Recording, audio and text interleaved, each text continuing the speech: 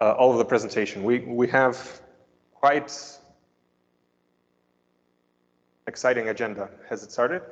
The recording?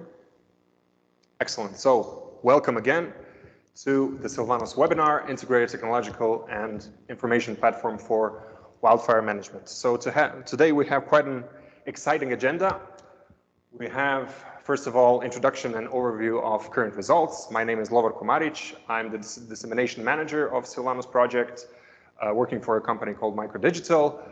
After which our technical manager, Krishna Chandramuli, will continue with the technological components of the SILVANUS platform, followed by our description of the citizen engagement program in the fight against extreme wildfire and wildfire prevention, presented by Eleni Kotali from Massive Dynamics Sweden, Keivan Jusevi-Mojir from the University of Borås, Sweden, and I will also give a couple of interesting tidbits about a educational campaign that we have implemented in Rijeka, Croatia, as a vital part of the citizen engagement program.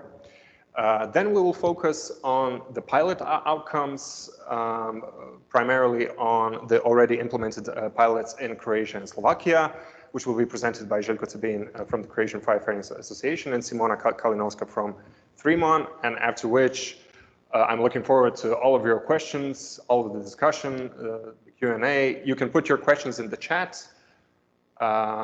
And once we're finished with the presentations, you can also switch on your mic and contribute to the discussion and ask all the questions that you want. Moving on, so a basic fact sheet. So SILVANUS is funded by the Horizon 2020 program, by the Innovation Action. The time frame, the project has officially commenced in October 2021, and it will last until March 2025. So we are more or less at the half point of the project.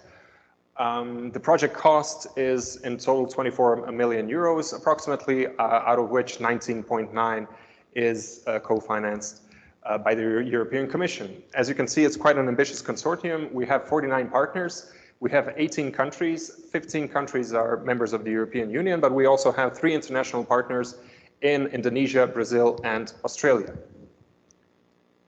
SILVANUS in a nutshell. So what is the vision? So the vision is to develop a climate resilience and innovative technological platform which will provide decision-making support in preparedness, in response, in a recovery phase of wildfire management cycle, of wildfire prevention, increasing the 3 main synergy points within the wildfire prevention organization, which is the human factor, the environment, and the technology and the scientific innovation. And this will be even more clear once we start talking about the implemented pilots.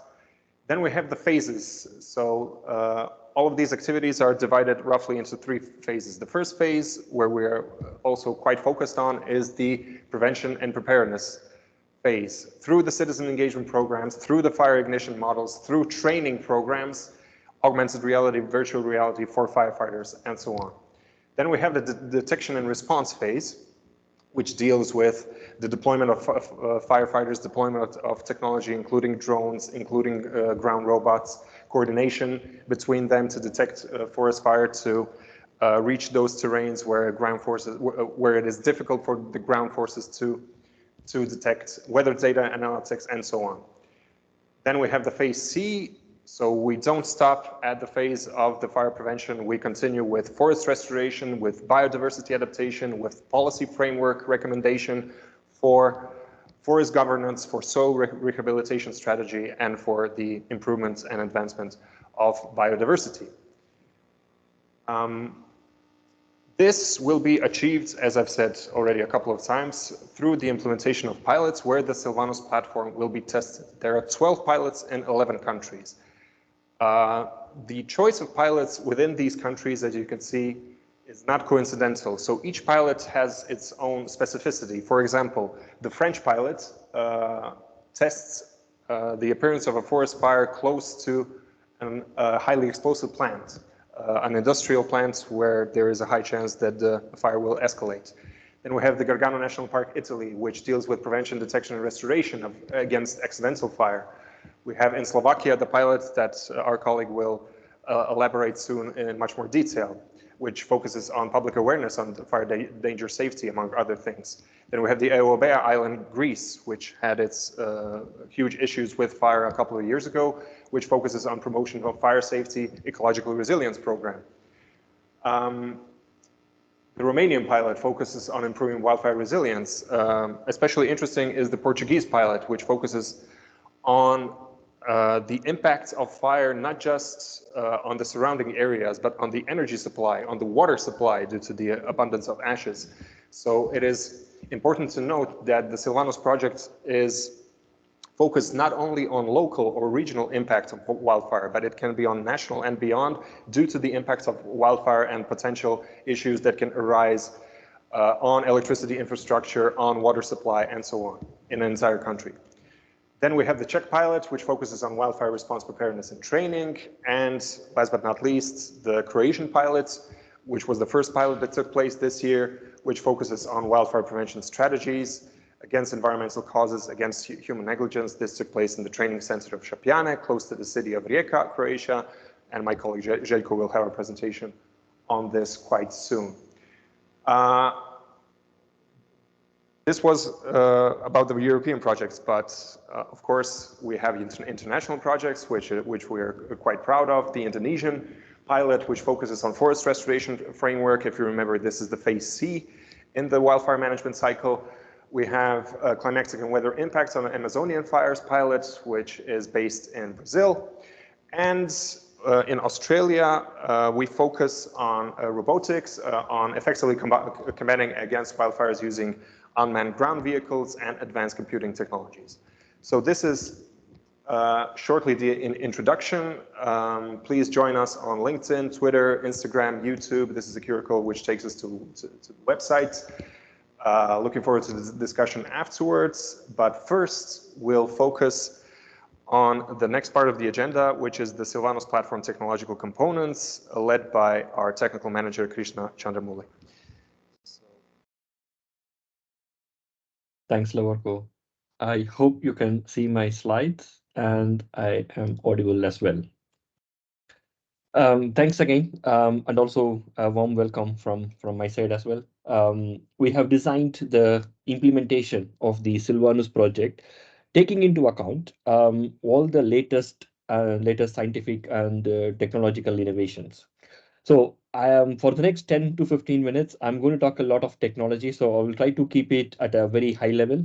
So if you have any follow-up questions or any further queries on how we are effectively utilizing the data that is being captured or aggregated from any of the data sources, please feel free to put your questions in the discussion panel. The more questions we can address, the easier it will be to explain the platform. As Lavorko mentioned, this is a complex project consisting of 3 phases. So we will keep referring back to phase A, phase B, and phase C, starting from prevention. So ideally, we should not have any fire. That would be the most ideal scenario. Then what happens if and when an accidental fire does take place, how quickly the resource mobilization can take place, how quickly the firefighters can reach the endpoint and try to mitigate the spread of the fire, and finally what happens after the fire. So those are the 3 phases. That's the logical connectivity between individual phases. So when we started the proposal and when we started to come together as a large consortium, we ended up with having this vision of the project implementation. And with this vision, what we want to communicate to the wider audience is we take into account all the different types of data sources that we are able to collect, starting from 3D forest models. When we talk about forest, it's important to understand what does a forest look like for a computer system. What are the density of the trees that we can identify? What type of trees are available in the forest? So there's a lot of information that are more fragmented and not systematically analyzed. So we started from that, and all the way across different types of data sources. For example, Twitter and Facebook and many other social media has been more prominent for reporting either I'm safe or either to say if an event has happened, whether it's a disaster event or any other forms of event. So is there any possibility to benefit from those events? And what about climate and weather data models? And citizen engagement is already a big component, and I will leave that to my colleagues to explain a little more in detail about what has been carried out.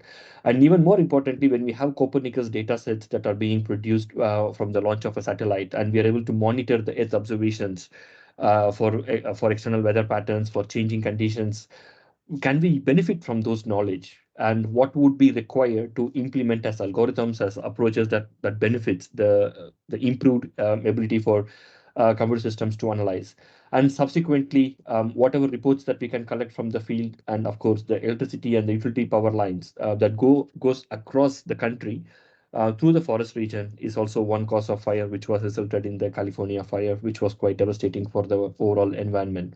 So those are the different data sets that we have identified.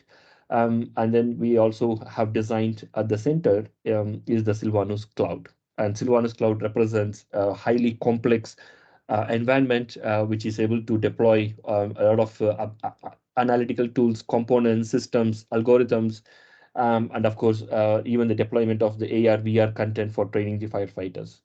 So this is in the cloud, which is let's say the command and control center for the firefighter authorities to monitor.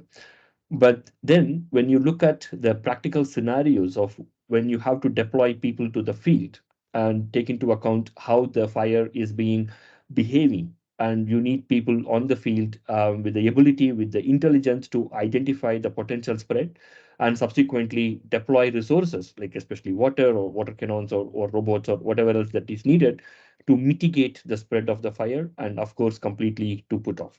So this is what we call as in the project the terminology as the forward command center. The forward command center is a small mobile unit that can really go up to the point of the end point of the fire spread, like the fire front, and take into account all the intelligence that we have deployed in the cloud. Also, it will be deployed as a miniaturized versions that will provide a short-term, let's say, forecast. And we don't just stop with identifying one deployment of a forward command center. And because given the large complex regions of the forest we have in the project, we have envisioned that multiple such forward command centers will be deployed. And one of the big challenge in deploying resources is the coordination and communication between individual forward command centers and also with the cloud. Because in the cloud, you get a much bigger overview of the project or the overview of the impact and the scale of the fire spread, especially looking at the weather and the wind force, and also the direction and the temperatures, environmental temperatures, etc. So the next question is what else we need to implement to make sure that there is a very seamless coordination and communication across these different elements.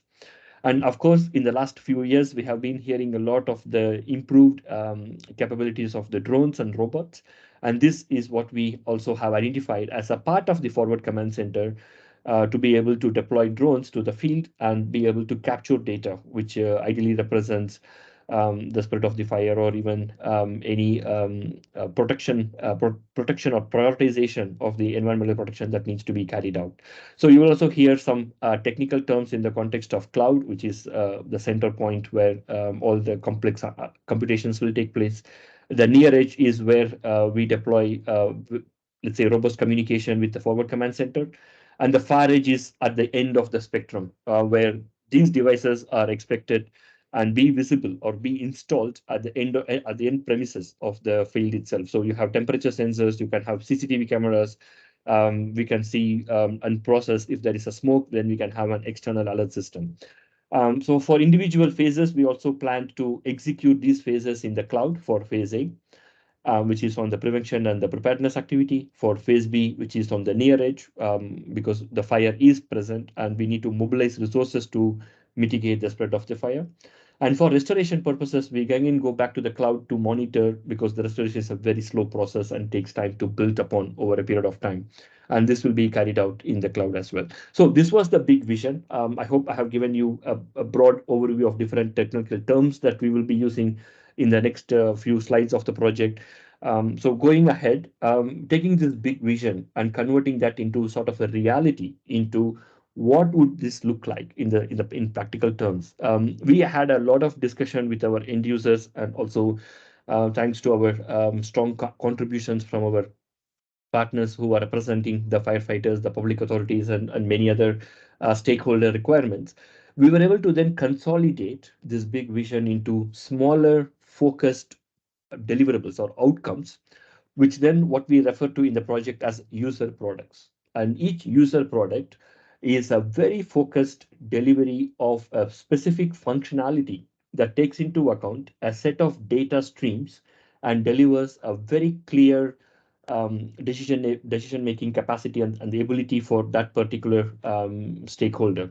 So in this diagram, what I want to highlight is we have identified several stakeholders who will be interacting with the platform, and overwhelming each individual stakeholder is not in anyone's best interest. So breaking the product into smaller users components, user solutions, is one way to make sure that we reach maximum potential for the project to be, let's say, to reach the market, to reach the end user.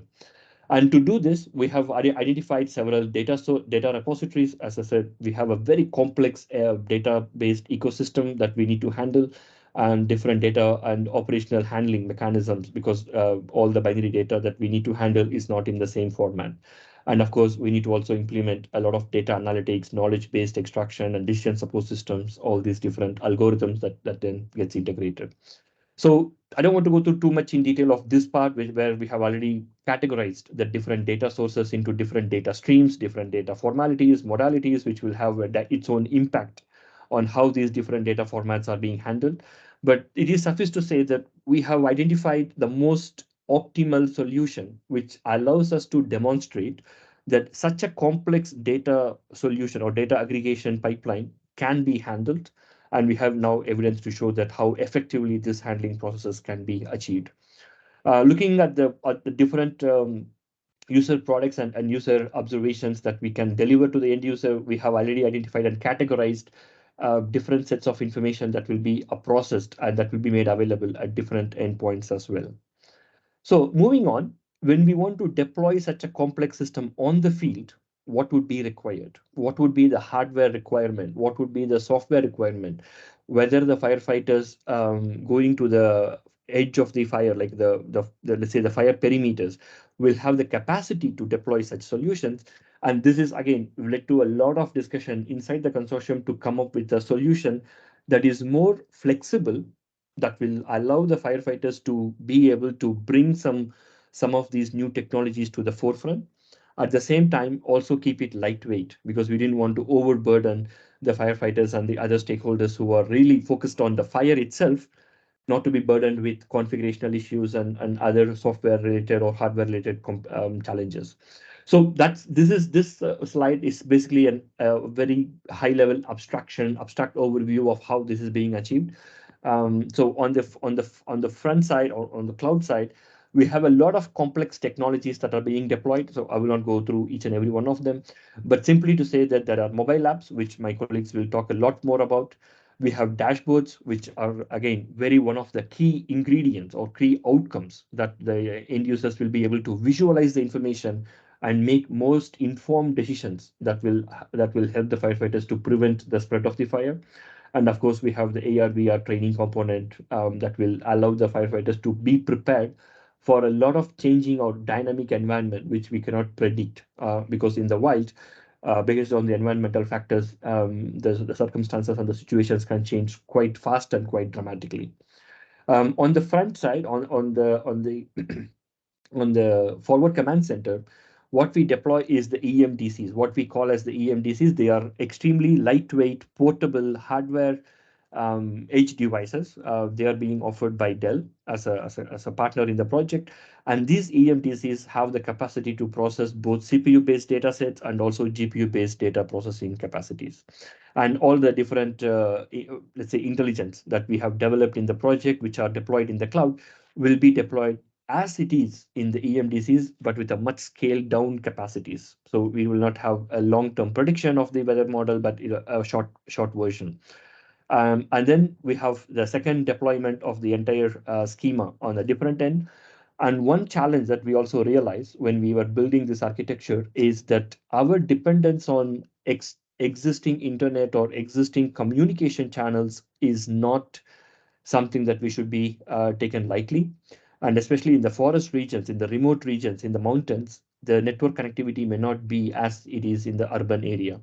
So this is one of the reasons we integrated the need for mesh in the sky, which is a very nice way of saying that we have a ad hoc connectivity of wireless communication channels that will allow the communication channels to be established between the cloud to the forward command centers. And this is also one of the key outcomes that my colleague Željko will be presenting in the Croatian pilot outcome as well. So that is what we have taken as a vision, as an overall framework, break it down into smaller components, into user products, and also defined the way that this will be deployed and delivered on the field with clear roadmap of what components or what features will be made available at which endpoints. So everybody who are involved in combating the fire, forest fire, will be able to take advantage of all the system and solutions that we provide to them. So now I will just briefly and very quickly explain what individual user products look like. And this also gives you more ideas to have further discussions, or if you have any questions, we can also engage with you to better explain or even get your opinion and feedback. Starting from the AR/VR toolkit, this is a virtual environment that has been replicated based on the inspection carried out in Romania. So the inspection was carried out with the help of drones, and this information is then re-engineered into a digital environment. And the reason for doing this is to have a proper training of different scenarios in which the fire could really have a serious impact on the firefighters' ability to combat fire, but also the ability for the firefighters to be prepared for unexpected scenarios that they want to handle in practical terms. So that AR/VR toolkit is being developed particularly to train the firefighters in a complex environment. I will simply skip over the citizen engagement because my colleagues Eleni and Kevin can do a much better job of explaining what this is about than me. So then going to the fire danger risk assessment, when we talk about what are the potential areas where where an accidental fire could potentially take place, we are able to use the environmental data, the weather data, the climate models, and also with the help of the Copernicus data sets, we are able to model a map that really indicates, this is a heat map variation, that really indicates a very highly sensitive region where there is a high probability of fire or accidental fire to be caused, and there are regions where that probability is much lower. Having that knowledge of the probability of higher susceptibility of a particular region, again, gives the ability for the foresters to make sure whatever the cost, whatever the fuel that is available in that particular region to be removed, to prioritize the maintenance of the forest, especially after a seasonal change from, let's say, going from a summer to a spring, or sorry, summer to autumn, and then from winter to spring, to make sure that every single part of the region in the forest is maintained in an appropriate fashion that will minimize the probability of having fire ignition. The next one is when we talk about restoration, what is more important before the restoration process takes place is the knowledge of what assets, what infrastructure or what wood structures we have in the forest. And this is one of the reasons for having developing an app based on the images that we collect from a mobile phone. We can also classify what is the tree and what is the historical reference of the tree, where the tree can be seen across Europe or across the world, and some information that we can also use to engage the public, engage the audience, to raise awareness about the necessity and the need for protecting forest against any wildfire ignitions. So those are the different user products which we categorized or we delivered from the phase A component. And then going into the phase B, now let's assume that the fire has taken place, and some people are already able to see the fire or smoke and then be able to take a picture and push it into the social media stream. And we have developed technologies that will be able to continuously monitor the Twitter feed and then flag the incidents in which there is a very strong evidence of fire that is being caused. One of the big challenges when you talk about Twitter or when you talk about social media, there's a lot of information that we need to process, collect, and then there's sort of false negatives that we need to eliminate. And there's a significant piece of work that has gone in to make sure the highest robustness of the fire incidents are being achieved. The next one is whether whether the smoke happens, when a smoke happens, as there's no people around to report it, then we can deploy IoT devices with the camera system integrated within these components that will then deliver an automated solution to detect fire, smoke, and then create an alarm that will be useful for the command centers to make sure that let's say the response coordination is carried out. So these are all the two main, let's say, outcomes that will generate or that will result after the fire has taken place, and this is the point in which the intervention has to happen. But the question is, what happens in the future? How accurately we are able to predict the fire spread, and is there a case to make that when the fire spread is forecasted to reach a particular location, that we can deploy appropriate mechanisms or appropriate resources to prevent that spread. So we know where the fire is going to, let's say, expand into, and then try to minimize that spread. And for that, we needed to employ a lot of complex analysis algorithms, tons of mathematical models and equations, and then use the recent innovations in the AI to produce a map which then forecasts not just now, but it takes into account the short-term forecast of up to 15 minutes across different timestamps, every 15 minutes for the next 1 hour or 2 hour period, and then go beyond into 6 hour period, and then to a 1 day period. So that level of forecast models will be extremely beneficial to make sure sufficient resources that the firefighters require and need are available, and the deployment of those resources are in line with what the forecast model actually shows. And our expectation is we want to beat all these forecast models by deploying interventions and make sure we never reach a point where our forecast matches the reality. The last point in the phase B is with respect to the drones and so UAVs, the drones and the robots.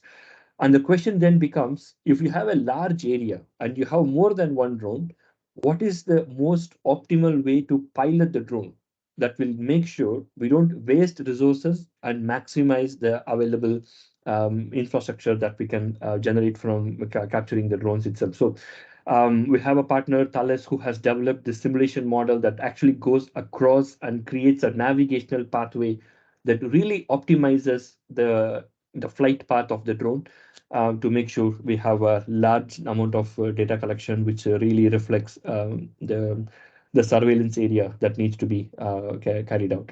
And the same happens with the UGVs. We have a very strong component of UGV that will really effective to both perform the modeling of the forest and also with respect to the ability to identify any potential threat of fire or even smoke. So we have developed all these different user products, and the question is when and where each and every single user product will be deployed. So this is our framework of what we call as the rings of protection. The first ring of defense is prevent, prevent, prevent, which is where Eleni and Kavyan's presentation will play a very key role. The second option is always have situational awareness about the fire or about the threat of a fire with the visibility of a smoke. And these are two main components that has been identified in this part. And this actually gives us the first line of defense. The second line of defense, if and when a smoke or a fire incident has been reported, immediately deploy the drone to the site and make sure it is not a false alarm, it is a real threat. And the time it takes to mobilize resources for a human being to reach a site and deploying the drone, we are able to achieve a lot of time savings and efficiency in resource mobilization. And the third line of defense is to make sure that we have the robots being deployed with a lot of different capabilities, which again, my colleagues from Slovakia and Croatia will also demonstrate, and make sure that no firefighters is put in the harm's way. And finally, once the fire is contained, is now within that particular region, then we can deploy water cannons, water bombs to make sure the entire region is now safely extinguished of any fire. So those are our four lines of defense and how in each part individual user products will play a very key role. A very quick note, because we already mentioned a couple of times the pilot, which is our one of our ongoing activities of in this summer period. As Lavorko mentioned, we are about in the middle part of the project duration. We successfully finished our month 18 part, where we already had a significant promotional campaign, and also the mobile app that has been developed and released to the public. And now we are moving into the phase, into the second part of the trial period from month 18 to month 24. You will see a lot more information about what has been carried out in terms of scenario planning and execution and the lessons we have learned from the pilot itself. And subsequently going forward, there will be a second round of opportunities to engage and listen to the stakeholders and improve upon the next steps of project planning. And we will come back to you again next year, summer period, with some really interesting updates from the project itself. So with that, I will now pass the floor to Lavorko or Jelko to continue with the rest of the presentation, focusing primarily on the Croatian pilot. Thank you very much. Thank you, Krishna. Before we go specific with the poster exhibition, thank you very much. Let's go on the general description of the citizen engagement program. Keivan Yousefi Mojit from the University of Borås, Sweden. I think you can start with the citizen engagement program, and then I can continue with a particular case study, and then we go on the app. So, okay. Keivan, the floor is yours. Yeah, thank you. Let me share my screen.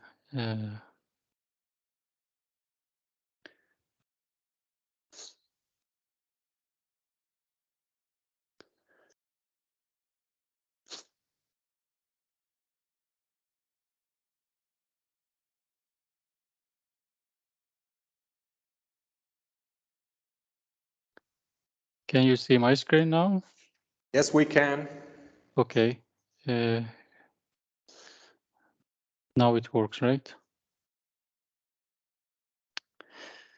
Okay. Hello, everybody, and welcome to this presentation. This presentation is about citizen engagement program in SILVANUS project, citizen engagement in wildfire management, and we are focusing on needs, challenges, methods, and a tentatively developed framework for citizen engagement. I hope you enjoyed this presentation. This work is ongoing, and we will publish more results in the near future. Okay. First, I'd like to start with the definition of citizen engagement that we have used in SILVANUS. Of course, there are many definitions for citizen engagement, but the one that we have selected and used in this project sees citizen engagement as an interactive bidirectional process that encourages participation, exchange of ideas, and flow of conversation between the citizen and the government. So this definition also includes this information sharing between citizen in decision making, between citizen and government for decision making.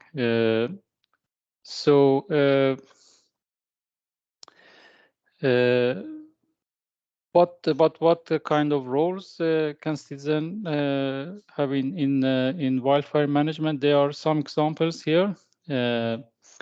For example, citizen can report fires in the early stages. You know that it's very important to detect fires in early stages to control that. Otherwise, it's very difficult. For example, citizen can behave correctly when they are in forest or countrysides or camping. So it's very important, specifically in summer and hot seasons, that there is a risk for wildfire and forest fire. They are very good guidelines, and we are working on those guidelines in this program too. For example, to protect properties, houses. So citizens can do that, specifically those who live near forests or inside forests. Or they can simply, for example, join voluntary groups and communities to collaborate in different ways with professional responders and organizations in wildfire management, for example, to prevent wildfire or to respond in some cases, and even in restoration of affected areas. So yeah, this is the definition that we have in this project, and example of rules. Of course, there are many other rules, but here only some examples. I chose this figure from Australian Institute of Disaster Resilience. I think it's a good picture of different participation level.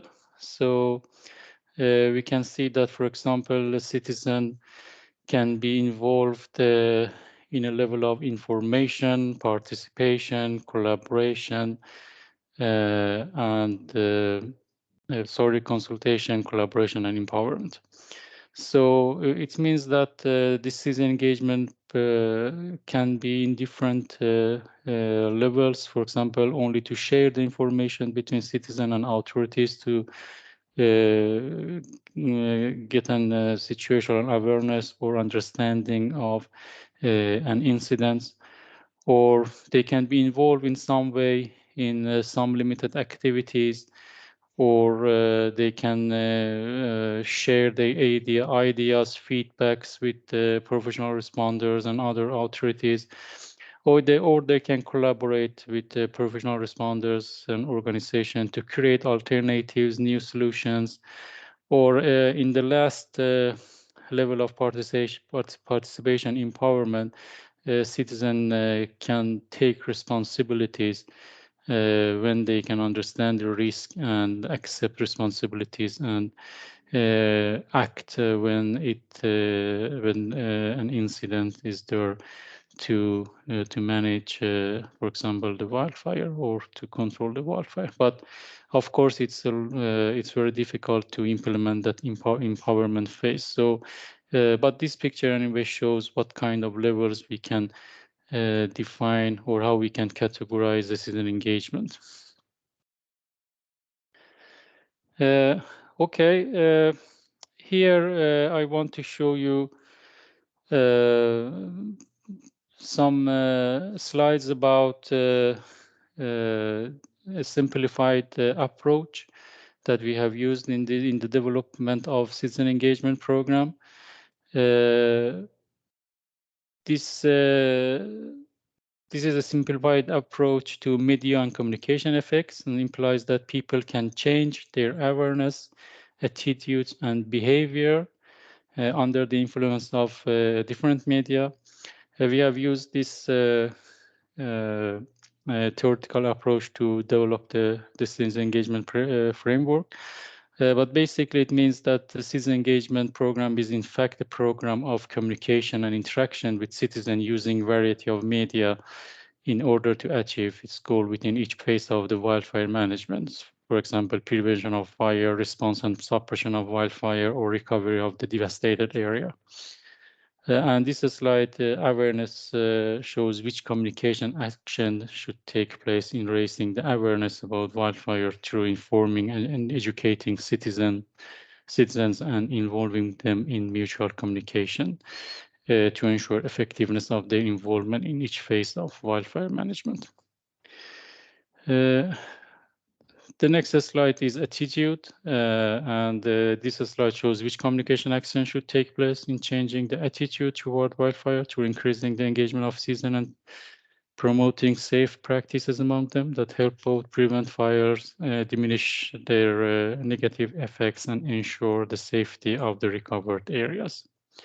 And also the same for behavior, that this slide shows which communication action should take place in changing the behavior of the citizens. So I don't go to the details of these 3 slides, because there are different examples in these slides that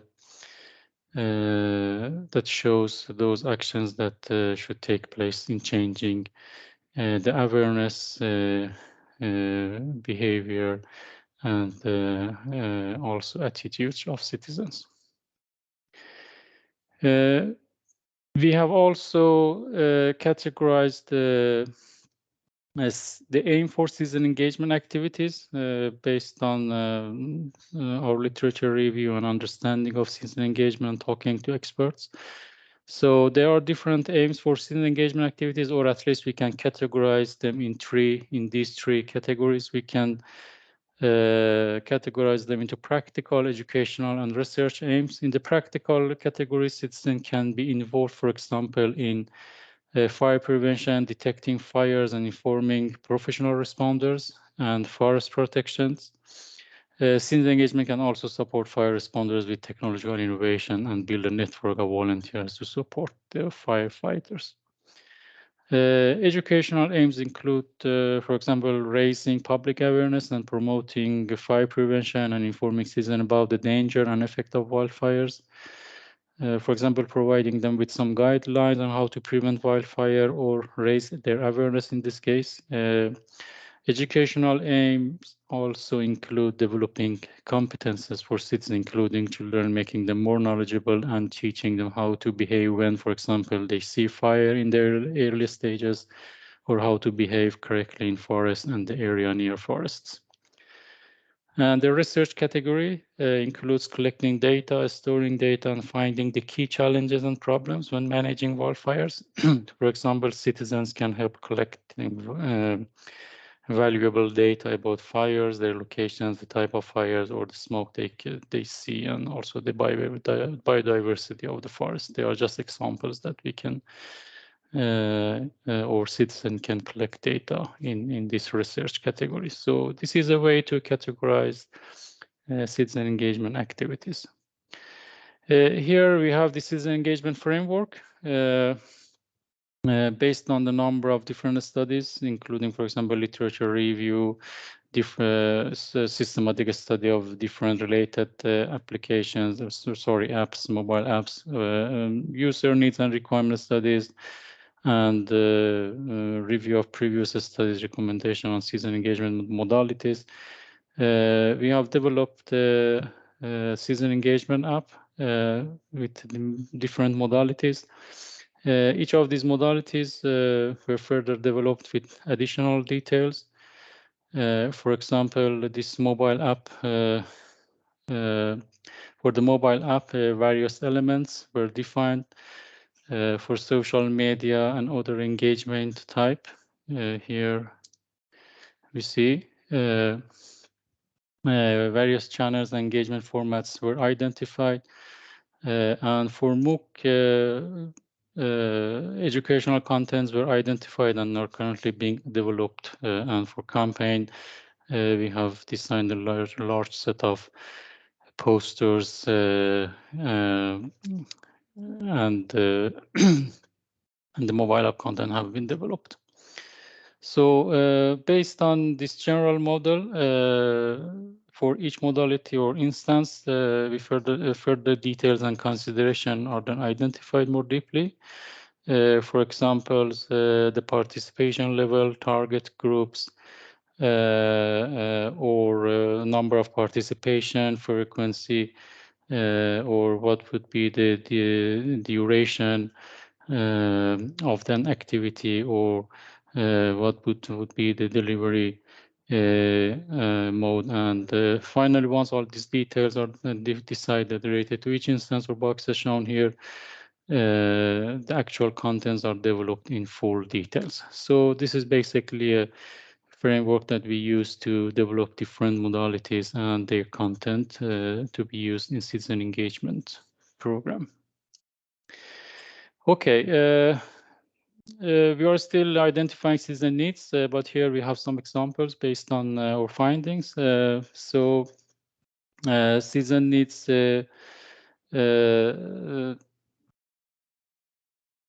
so the first example is a citizen should be not notified about the fire nearby. For example, another example is that citizens shall be able to inform fires to the fire and rescue services by sending, for example, the location, images of the fire, and also extra information about the fire.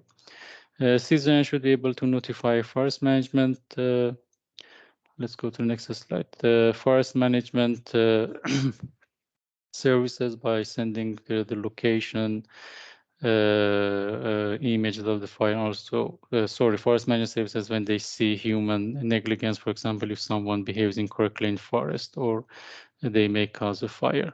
So these are examples of user needs, but of course there are many other examples here that I don't want to go through details because it may take time. And here we have some posters. I want to show you some posters that we have identified with different topics that we think they are important for citizen engagement.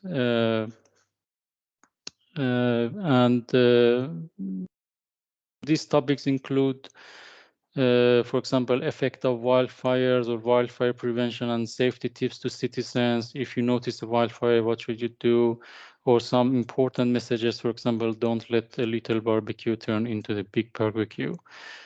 And these posters aims to raise awareness among citizens about wildfires. Other important topics include, for example, tips for camping safely to avoid wildfires, or the most common causes of wildfires, or what to do if you are in the forest countryside, and what to do if you get trapped in a wildfire. So these are the examples of the content that we have designed, and we disseminate this kind of in guidelines and information on SILVANUS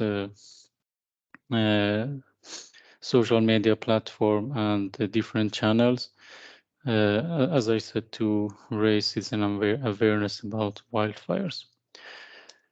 And there are more posters here, for example, making a family emergency plan or protecting our house against wildfire. These are the information that we collected by collaborating with experts in the field that we think they are important. And here we have also some posters that include messages about the importance of forests to show how important is forest for us. So as you see, we have or we want to deliver different kind of messages, guidelines, instructions, all to raise awareness among citizens about wildfires. So this is one of the examples in citizen engagement program. And these posters and designing content is one of the modalities that we have in the framework. And of course, there are different modalities. For example, the mobile app that my colleague Eleni will explain about it. So, but based on this framework that we are developing, we are designing these contents to be delivered to citizens. But of course, there are also challenges. When involving citizens, we need to evaluate the effect of the citizen engagement program. For example, if we could change the citizens' behavior or raise the citizen awareness or change their attitudes. So it's quite difficult to evaluate the effects. So we are investigating the solutions for this, targeting the right audience, for example, to disseminate the information and what kind of channels we should use, and find the appropriate channels to disseminate this information to different group of citizens is also important. Or providing useful information. So the instruction, guidelines, or messages that we are delivering, are they useful or not? So we have tried to collaborate with experts, for example, firefighters or organizations in emergency management to design the content that are valuable and helpful. Another challenge is to draw citizen attentions. It's quite difficult. We try to make the content interesting and concrete and specific for each subject. so and easy to understand for citizens. So of course there are other solutions that we are investigating, and we are applying in the future. And for citizen involvement, of course, there are more general and larger challenges. For example, legal regulations. If, for example, we want to engage citizens in collaboration with professional responders, insurances, for example, or different regulations, laws in different countries. So they need to be investigated. Lack of motivations among citizens to read the information, to collaborate with professional responders, and to be active in preventing wildfires. Also another challenge that we are investigating and trying to address that. So an unclear division of tasks, for example, when we want to include citizens in wildfire management, what kind of task and responsibility they can have, or how they may help professional organizations. So these are the challenges that we are studying and investigating. Also in this as a part of citizen engagement program in Silvanus project. Okay, thank you. I tried to be fast, so I think I'm done with my parts, Luorko.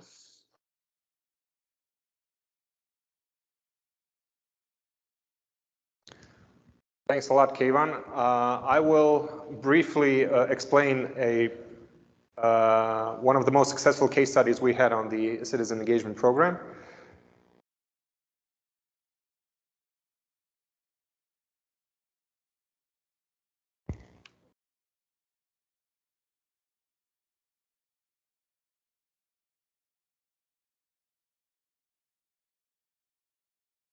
We had a promotional and educational poster exhibition in Rijeka, Croatia. The SILVANUS posters that Keivan was also explaining, they were displayed on the main central street of Korzo in Rijeka, Croatia. Rijeka is the third largest city in Croatia with approximately 110,000 inhabitants. One example of a promotional campaign, of a poster promotional campaign coinciding with the implementation of the Croatian pilot, which is a presentation to follow. The poster exhibition was organized primarily by Croatian Firefighting Association, one of the SILVANUS partners. The posters were designed by Uni Pegaso, the SILVANUS project coordinator, University of Borås, with additional help by Microdigital and by Croatian Firefighting Association. You can see the posters were focused on the general overview of the project. There were in total 20 posters, 10 in English, 10 in Croatian, which focused on the activities of the Croatian Firefighting Association, but also on the general overview of the SILVANUS project, on the definition of objectives, and on the elaboration on the Phase B activities, on the announcement of the citizen engagement app. I will show you the posters so you can check them out firsthand. What is also interesting about this is that the poster exhibition was opened and inaugurated on the 3rd of April by the mayor of Rijeka, Marko Filipović, and by the Croatian Chief Firefighting Commander, Slavko Tucaković, and by the County Firefighting Commander, Mladen Ščulec. Just to show you how it looked like. So this is the main central street. Thousands of pedestrians pass by every day, some of which paid quite close attention to the posters. The point is, we don't want to start trapped by social media and by dissemination purely online. We want to have as much access as possible to the citizens, and this is one of many approaches in our citizen engagement and stakeholder engagement strategy that we are applying. So some of the posters I will quickly go through. So 4 lines of protection against extreme wildfire. This is something that Krishna was mentioning in his presentation. The detection and response activities. So the summary of all the technologies that are about to be deployed during the detection and response activities. And then we have the citizen engagement app. This is an announcement, like a movie poster, of one of the most important components of the SILVANUS platform. And this is an ideal opportunity to switch to Eleni Kotali from Massive Dynamics Sweden. Massive Dynamics Sweden was also one of the key contributors to this particular promotional campaign. So I think we can, Eleni, if you can hear us, I think we can move on to the citizen engagement app on the agenda. Thank you very much, Lovorko. Thank you for the introduction. Also, thank you very much, Keivan, for your detailed presentation regarding the citizen engagement program. Let me share my screen as well.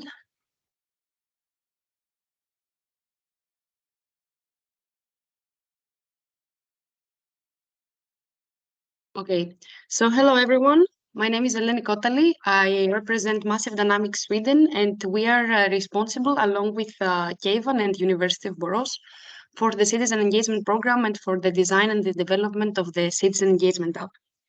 So I want to give you a quick overview of what the application is. First of all, this is a mobile application. It's a part of the citizen engagement program, and it acts as a digital channel that features all the information and content that has been developed in the citizen engagement program, as well as other educational and situational awareness modules. We aim it for the citizens to be, as the citizens are very important actors in the SILVANUS platform and ecosystem. It is aimed at the citizens to increase their awareness regarding wildfires and their impact, as well, of course, as engagement in fire prevention and rehabilitation actions. But the real big question is, why is this important? And why is citizen engagement important in general? My colleague Keivan has already mentioned a lot of potential issues and actions that citizens can help with. But the truth is that when we are facing the destruction of forest fires and the stark reality of climate change, many of us can feel hopeless. And I don't know about you, but I have personally asked myself, what is that I can do as a single person and as a citizen that doesn't have a lot of means to help fight this. But I want to take all a moment to think about a very shocking statistic that, according to the European Forest Fire Information System, or EFIS, 9 out of 10 forest fires are estimated to be caused by human activity, either directly or indirectly, most of them accidentally, other of them arson or other human activities. In the countries that have been hit harder by the forest fires, such as Italy and Portugal, the statistic speaks for themselves, as in 2021, in Italy, only 2% of the forest fires were caused by natural phenomena. And in Portugal, in a staggering 94% of forest fires caused by human activities, a very sad percentage is that 68 of them were caused accidentally. This is a really big statistic that personally, it makes me very sad, of course, but it raised the question that if the human factor is responsible for the majority of the forest fires, it means that we also hold the key to preventing them. And we should all acknowledge our role in the fire incidents and harness this awareness that we are also responsible in this, and to try to drive more responsible behavior and think about and implement effective strategies for forest fire management. So the role of the citizen is really important, and we can become very powerful actors in forest fire management. But we need to have the right tools. We need to have the right education.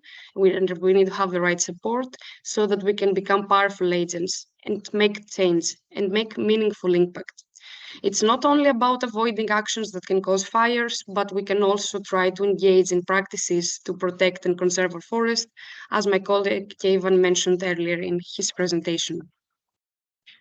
I now want to show you a quick video that gives a brief overview of what we have achieved so far with the application.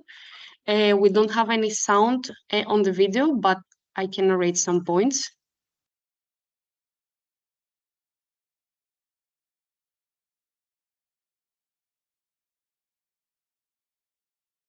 Okay, so we want to show all the features that we currently have in this application.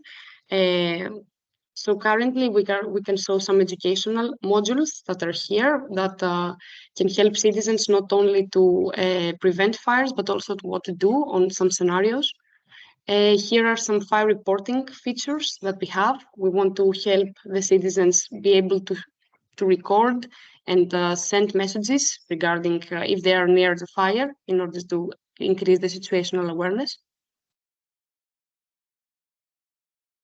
Can also be subscribed to channels to receive various information. And what we want to move across from here is that the citizen is a really important actor in forest fire management. And we can all make, even a small step can make a very big difference. This is the key message that we want to show here. So, okay. So through this application, we want to achieve mainly 4 things. We want to be able to help citizens to be able to contribute in early detection and report potential fire hazards, and as we saw in the previous video. And we want them to be able to actively participate in deforestation efforts. So this can be all seen through these 4 points. We want to create a unified platform that holds all the content that Keivan introduced in his presentation. We also want to provide a reliable communication channel that's safe for the citizens to use and help create a two-way communication between the authorities and the citizens. We also want to help the citizens increase their situational awareness and also engage in fire prevention and rehabilitation actions. And also to tie back to Krishna's presentation, we want to promote SILVANUS innovation actions and all the great products that have been already introduced. And we want to create synergies between all these products in a form that the citizen will be able to understand. This is a very simple, let's say, architecture of the application as we have so far. We can see here that the authorities and the citizens will have 2 main channels to communicate with the citizens. One of them is through the content management system, in which the authorities will be able to add content, guidelines, safe practices that maybe now are scattered. We have added ourselves content from the citizen engagement program. What we want to be able to enable the firefighters and the other authorities to be able to add content as well that can be translated into modules that can be visible to the citizens. Another important channel that we have for now is related to the phase B, is the fire reporting system that can allow the citizens to report fires with along with images or recordings back to the system of SILVANUS and the cloud, where the firefighters and the admins of the platforms, they will be able to check appropriately and verify the fires and then issue warnings and notifications to the rest of the users in the area. Of course, we're in the middle of the project here, but we have achieved some important milestones for that. We have designed and developed the version 1 of the application, and we have a live demo that is available and we show it. We have created the backbone of the systems, of the backend systems to be able to support the application. We have also transformed the content that Keivan and the other stakeholders of the citizen engagement product has produced into app modules. We have done the first pilot presentation in Slovakia by our colleagues from WISAV, which are not present here, and they have presented the fire reporting system there. And we're actively planning the workshop in Thessaloniki, Greece, to also show the current version of the application. Right now, the application is currently deployed on the Android Play Store and has begun the first round of testing with SILVANUS stakeholders. Along with the testing round, we also have the first feedback survey that is in progress. Of course, we have a long way to go. for it to be able to become truly valuable and become a tool that every citizen needs. The next steps that we have planned is to include fire warnings, which is, I think, really important to know. Some countries already have these warnings issued out, but not all European countries have this at the moment. It is also important for the user to know of the fire risks and be actively aware that maybe today there is a huge risk of fire and that they should be extra important, and they should also receive notifications about when the risk is really high. We want to also make it more interactive and add more features to the map that we already have, with more indicators, interest points, active fires, and high-risk areas. Another important feature that we want to include is the emergency indicator. We want to be able to help people that are in dire situations or close to that through the communication channel that we have implemented for the fire reporting system. In order to make the educational content more interactive, we want to add quiz and other more interactive modules through the content that we have already. And we also want to utilize the power of social media to also include some news regarding that, regarding seminars or active fire news, and etc. Of course, we are facing some challenges along the way, since this is a niche application and it's not meant for everyday use. It's important for us to tackle the acceptance of the general public. We need currently we need to be able to find a way to introduce it well to the public and convince everyone of the value of the application. Of course, in order to utilize fully the fire reporting system, the citizen will probably need to be close to a wooded area or a forest, which isn't always the case for most of us who live in the cities. Of course, according to the user, there is also some reluctance to share information and data, and it's always a risk that we could have malicious or false positive fire reports regarding that. Also, the issue of the internet connection in those remote areas is also an issue. So again, I raise a call to action from my side. If you want to take part in the efforts, we want to create an application that is valuable to the citizen. And in order to make that, we need to have feedback, and we need to be able to make ourselves better for that. So if you want to take part in the efforts, and with your feedback and suggestions can help shape our roadmap, our priorities, and in that case the application, please scan the QR code to fill in your information to take part in the next testing phase that will open shortly. This will be really important for us, and the feedback again can help shape the product that we're building here. So if you don't scan this now, you can also reach out to Lovorko or me in the chat and let me know your interest, and I will get back to you. So I think this is it from my side. Thank you very much. And I give the floor back to Lovorko. Thank you.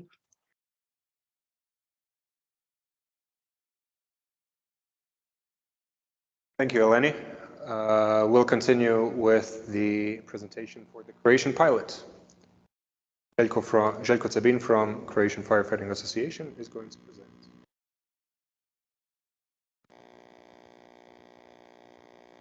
Hello, everyone. My name is Željko Cabin, and I work for Croatian Firefighting Association. Croatian Firefighting Association, or short CFH or HVZ in Croatia, is part of the Croatian cluster partners in SILVANUS. And our role in SILVANUS is we are the end user with a pilot demonstration in Šapjane. HVZ is the umbrella. HVZ is the umbrella firefighting association in Croatia that integrates all firefighting organizations and brigades, both professional and volunteer. It is headed by the Chief Firefighting Commander, Slavko Tucakovic, who is at the same time the #1 firefighter and the commander of all the firefighting forces, and a state secretary for firefighters in the government. There are 3,000 professional firefighters and 32,000 operative and active volunteer firefighters in Croatia. And the biggest problem we face are forest fires, and that's why we joined the SILVANUS project. For the location of the pilot, we chose Emergency Services Training Center in Šapjane, in Primorsko-Goranska County. The site is located on the grounds of a former military base, Borås, that was disused since the time of disintegration of Yugoslavia, and was given to the emergency services of Primorsko-Goranska County in 2008 by government for the period of 50 years. As you can see in the pictures, it was quite a dilapidated place, and they started to rebuild it right after they were given the location. First, they repaired the buildings and facilities, and now they're still left to build the training ground for firefighters, along with a firefighter tower and artificial lake and tunnel for rescue training. When starting planning the pilot, we first had to do a blueprint. It's called the operating scenario. It was made by Croatian Firefighting Association and RiniGARD. And it was split in two parts: Phase A, prevention and preparedness, and Phase B, detection and monitoring. This is the Phase A plan put on the map of the location of Šapjane. And the most important parts of the Phase A were the poster campaign that Lovorko talked about earlier, and the county firefighting plan made by Mladen Ščulac, county firefighting commander, and the commander of the firefighters during the pilot exercise. In this plan, we described the location, terrain, road network, number of and type of fire brigades that will be active during the pilot, sector commanders, approach to extinguishing this type of fire, and vehicles and equipment that will be used. This is Phase B. Also, as you can see, it's there's a lot of stuff here, but that I will describe during this presentation. The first day,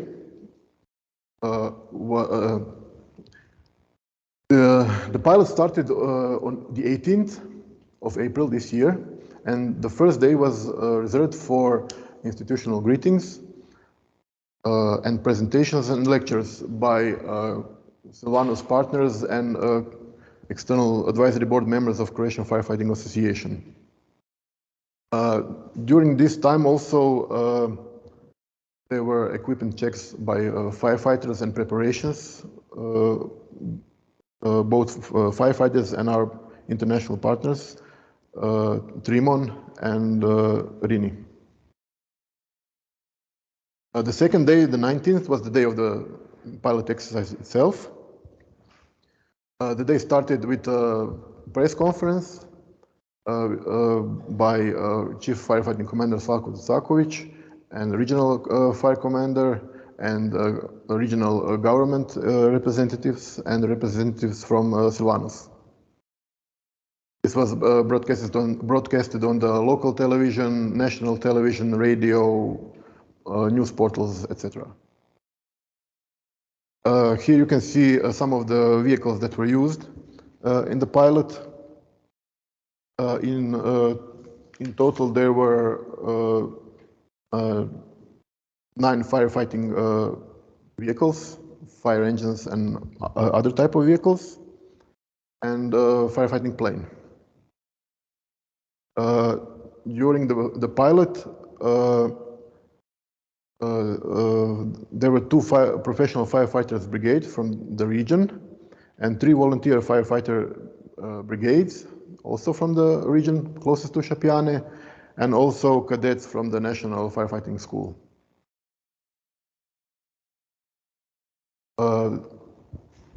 Firefighters used various equipment in extinguishing the fire, firefighting brooms, water backpacks, and also, since it was in the woods, chainsaws.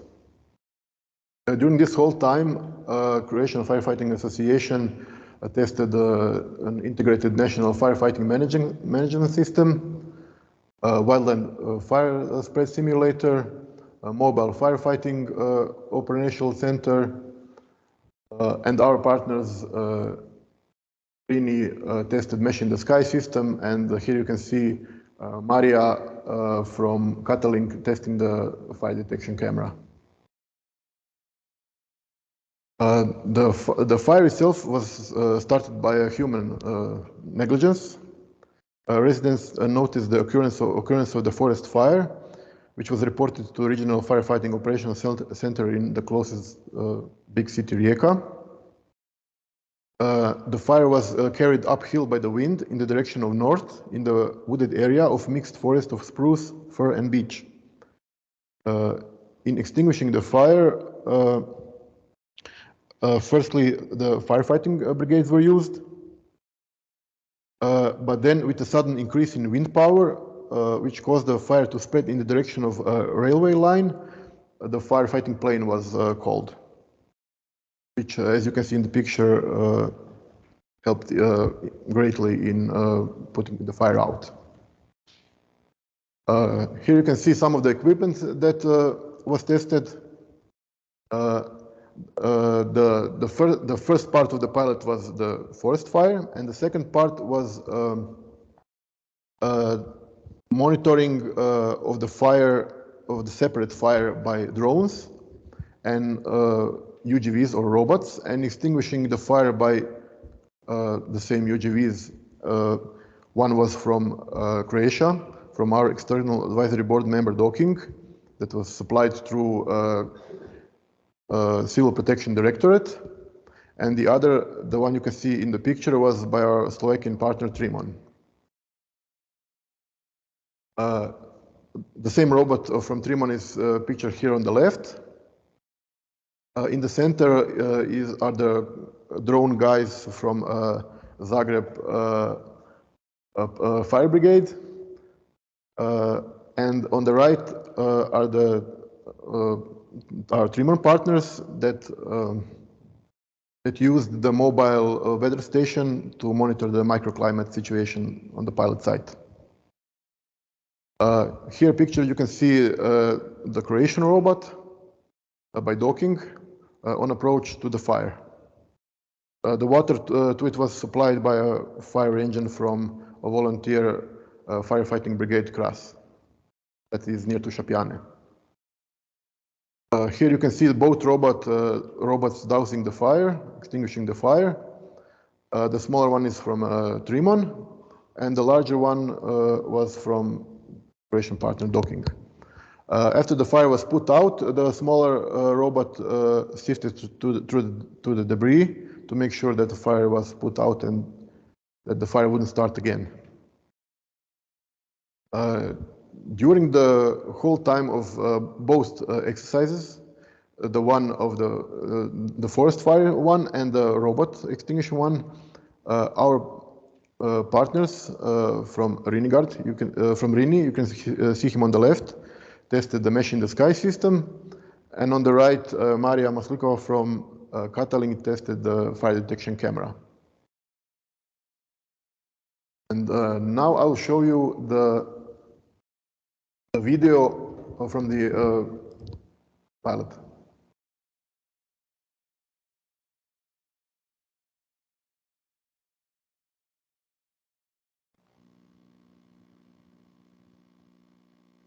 Vježba je usmjerena na način da se smanji i preventivno djeluje ulaže u sigurnost naših građana.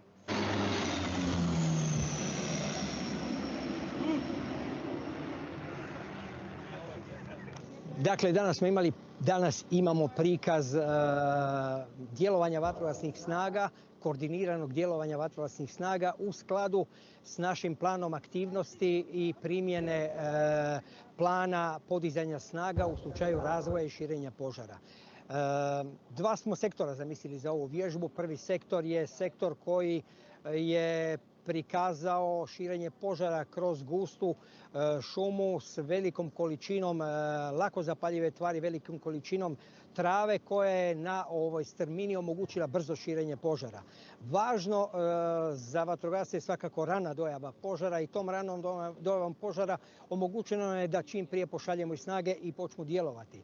Testirali smo danas uzbunjivanje snaga iz drugog, odnosno trećeg stupnja djelovanja. U prvom stupnju djelovanja djeluju uvijek lokalne snage. U ovom slučaju u Šapjanama to je dobrovoljno vatrogasno društvo Šapjane sa svojim odjeljenjem iz Muna, ali s obzirom na razvoj požara zatražili su odmah pomoć drugih snaga, što je javna vatrogasna postrojba Opatija potpuno razumjela. Zapovjednik javne vatrogasne postrojbe je naredio uzbunjivanje i podizanje drugog stupnja angažiranja snaga, to znači sve snage s područja Liburnije se podižu i angažiraju na gašenje ovog požara, a istovremeno treći stupanj okolna dobrovoljna vatrogasna društva, dakle Klana i Škalnica, se stavljaju u pripravnost. Dolaskom na samo mjesto požarišta testirali smo koordinaciju svih snaga i upućivanje na požar, stavljanje na raspolaganje zapovjedniku sektora. Pretpostavljeni događaj je jasno iznjedrio potrebu angažiranja dodatnih snaga i to zračnih snaga, te je uz suglasnost glavnog vatrogasnog zapovjednika, zapovjednik požarišta, u ovom slučaju zapovjednik javne vatrogasne postrojbe, angažirao korištenje i zrakoplova. Zrakoplov je djelovao na ovom terenu na način da je u suradnji sa zapovjednikom javne postrojbe, koji je ujedno i zapovjednik ove cijele akcije gašenja požara, djelovao je na samo požarište i koordiniranom akcijom zemaljskih snaga i zračnih snaga širenje požara je zaustavljeno. U drugom dijelu vježbe, to je drugi sektor koji imamo, mi ćemo testirati mogućnost naših snaga za primjenu suvremene tehnologije robotskih sustava koji će nam demonstrirati mogućnost njihovog korištenja u slučajevima kad nije preporučljivo vatrogasnu tehniku niti vatrogasce izlagati prevelikom riziku, te će slovački mali tenk i naš tenk civilne zaštite Republike Hrvatske u ovom slučaju djelovati i pokazati njihove mogućnosti gašenja požara. Mi na ovoj vježbi u okviru projekta SILVANUS koristimo i prednosti suvremene komunikacijske tehnologije gdje se pomoću dronova, to je ovo što je s moje strane ovdje, gdje se pomoću dronova i ove komunikacijske tehnologije signal sa samog terena, bilo od drona koji ima termokameru, koji ima meteo podatke, šalje prema ovoj našoj kontrolnoj točki koja zaprima sve te informacije, objedinjuje ih i putem jednog komunikatora koji je ovdje iza mene u ovom koferu, taj signal šalje na glavni server projekta SILVANUS koji se nalazi u Nikoziji i u Cipru. U ovom trenutku svi partneri projekta SILVANUS, 40 i nešto njih, ima puni pristup informacijama koje dolaze iz Šapjana i malo prije smo telefonskom vezom razgovarali s Ciprom gdje su nam potvrdili da su primili sve podatke, da su primili i sliku kanadera koji je nadletio ovdje, kao i informacije o temperaturi koja se na mjestu požarišta razvija. Evo, to je ukratko ono što je ova današnja vježba pilot projekta SILVANUS pokazala. Dakle, this was the excerpt of the longer video that is 10 minutes long. You can watch the whole video on the SILVANUS YouTube page. From me, I would like to thank our partners that helped in developing the project, Croatian partners RiniGARD, Microdigital and University of Applied Sciences in Velika Gorica, and our international partners Trimon and Cataling and the whole of SILVANUS project, as well as our external advisory board members.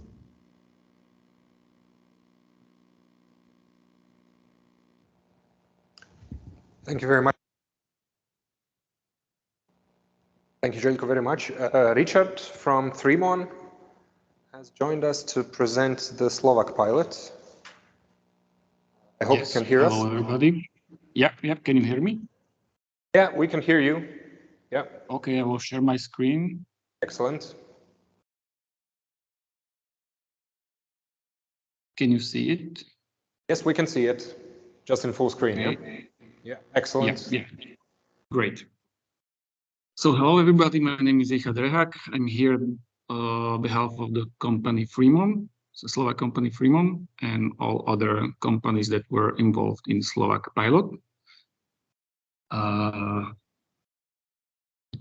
did we start? So a few months ago, before the start of the project, we were approached by the technical university from Zvolen, Slovak Technical University that is specialized also for firefighting and for forest firefighting. We were approached by them if we can join their project in Silvanus for the Slovak pilot with our capabilities in drones and UGVs. As you can see, we agreed. So from that point, the Slovak pilot was getting created, or starting to create. We are mainly, as a company, we are mainly focused on the phase B, but other Slovak companies and organizations are focused also for the in phase A and phase C. Mainly it's or basic stakeholders is the technical university from Zvolen, also the UISAF, which is Slovak how to say Slovak Academy, Slovak National Academy, with the Department of IT. And our mission was to bring new technologies, or mainly to show new technologies from the world or from the Silvanus project to our Slovak firefighters and all firefighters and colleagues and stakeholders that were involved in the Slovak pilot and was visiting the Slovak pilot. So just to hint, some of the technologies, we bring the wildfire detection system from optics, from company Optics, which is able to detect fire up to 40 kilometers, not only by an optical detection, but also for from the point of the thermal imaging camera. We are now working to combine this system with the GINA command software, which I will speak later. So we tested this system, and this system will be probably tested also in Czech pilot. So we will see if we will agree on the tests in Czech pilot. We were testing also. We were testing also the Silvanus mesh drone algorithms with mainly the responsible organization was the Slovak Academy. They were using the only thing that didn't go well on our pilot was the weather. It was raining a lot, so not all the drones could fly because not all the drones were waterproof. So we need to adapt, and we used only one waterproof drone to fly all the drone missions. But we did get some data, and we are working to improve other tests. So the Slovak Academy was responsible for the drone algorithms to fly one area with multiple drones and not to collide each other, and to map everything what is needed to be. So for that, the algorithms needed to be created. We also used GINA software, which is a software for firefighters, just for supporting them with informations, with locations, with communication. And the Slovak firefighters is using this software already, and we try to improve it all the time. So also in this pilot, we try to improve it with adding drones and helicopters and all other assets that are not integrated right now into the GINA system. After this pilot, we are also working to integrate the fire detection system into this system, so that the GINA system will have all the information, all the alerts from the fire detection system if there will be an alert. So we are hoping to test it on the Czech pilot. And also for the first time, we tested the UGV from a French company, Shark Robotics, in Slovakia.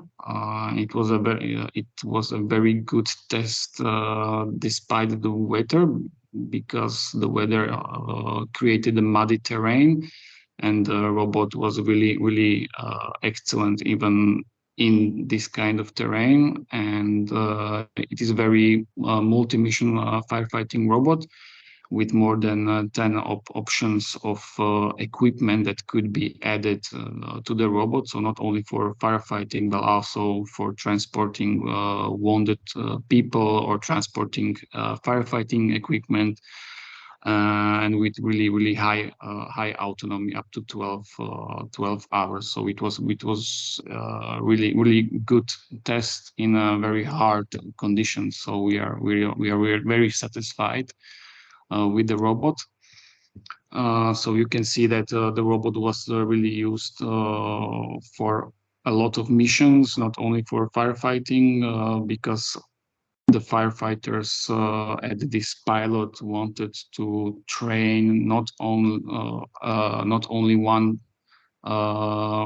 way how to fight forest fires, but they tested 3 ways: with the helicopter, with fire trucks, and also with building, we call it a lake or a pond system. That it's a system that can transport water to heights from small portable lakes to another portable lakes. And for that, usually Slovak firefighters use manpower, not robots or equipment to transport all the equipment, all the small portable pumps, the hoses, and everything. So now we tried and we showed them that also the robot is capable to do this job.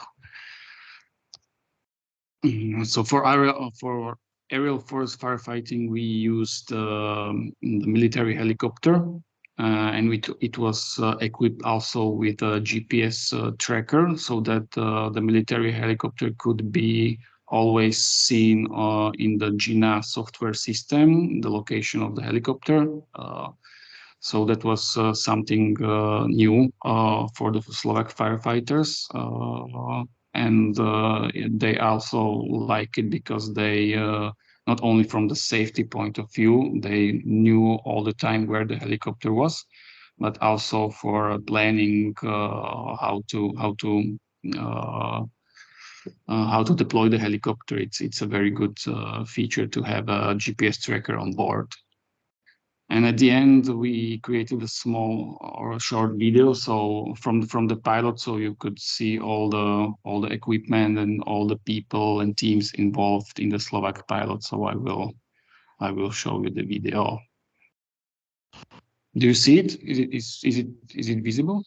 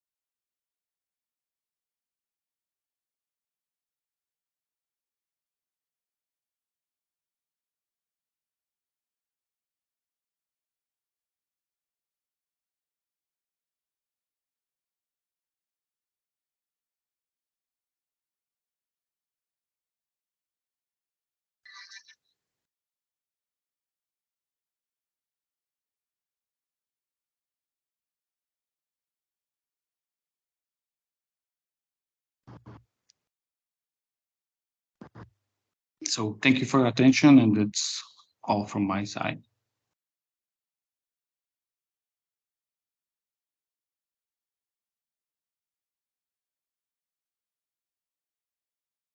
Include the general agenda. I will just quickly share my screen. Include what we have seen and what we have expect. Quickly go through the acknowledgements.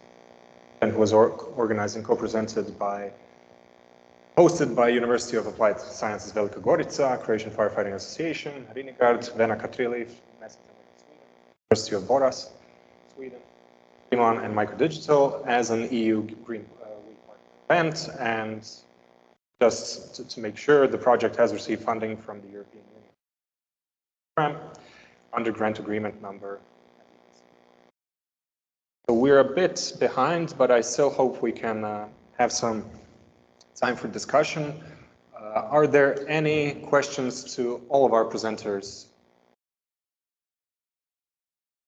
from your side? Raise your hand, you can switch on your mic. Everything being clear? Of course, again, invite you to visit our website, to join us on LinkedIn, Twitter, YouTube, Instagram. Look at the modern and innovative protector against extreme wildfire for the benefit of forests and humankind. Any questions or comments?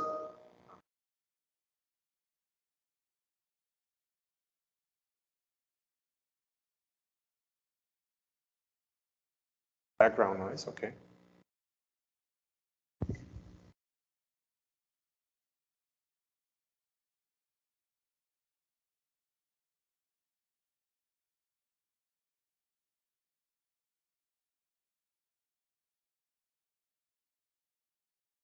Lavorko, if you may allow me just to quickly share some thoughts on the what's coming next in terms of the pilot activities. If any partners or any representatives who are in the meeting, maybe you can also take the opportunity to engage with us and see if you can be a part of the upcoming trials or pilot events as well. So the first pilot, so during the summer period, we understand that all the firefighting organizations will be on high alert, given the past 2 years of experience we had on the increasing frequency and also the intensity of the wildfire spread, not only for one country but as a whole, as a general trend. Many of the firefighting authorities will be on high alert, and we have many opportunities to collect the data in terms of having fixed installations of some of the IoT devices that we have already demonstrated.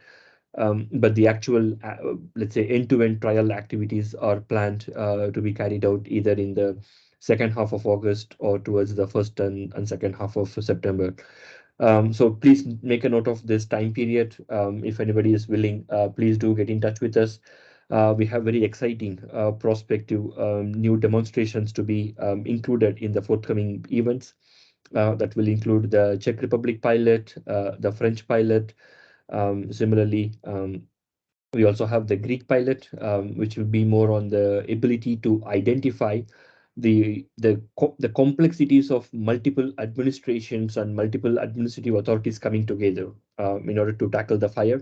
And people will be let's say, sharing their experience of having to combat against different firefighter associations and public authorities responsible for different regions based on the case studies that we have identified in the last 2 years of Greek fire as well. So please do come along, take the opportunity to talk to us. We are open for collaboration as a project and as individual partners. I'm sure collectively putting together all our experience and minds together, we may achieve a fire-free world, and we can stand against any wildfire mismanagement. That's the quick summary update. I don't know if anybody wants to, any other partners or any other presenters wants to say something else. If not, I will leave the floor back to Lavorko. Thank you.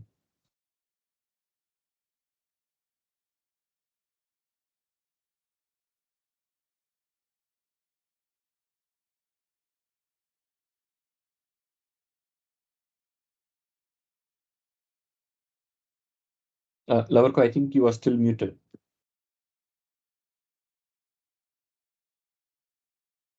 Hear me now? Yes, now we can. Okay, if there are no more questions, I would like to thank to the co-organizers, to the presenters. More questions or comments, I want to thank all the attendees. We will post this on YouTube. Check the presentations again if you're interested in a couple of more details, and please share as much as you can so we can share to our stakeholders and our viewers as much as we can project outputs. And Krishna has nicely announced what is to come. Lots of interesting pilots, lots of interesting new developments in the platform. So please follow us as much as you can, and we will be in touch. So very, very much, and I think wrap it up. Thank you. Have a nice day, everyone.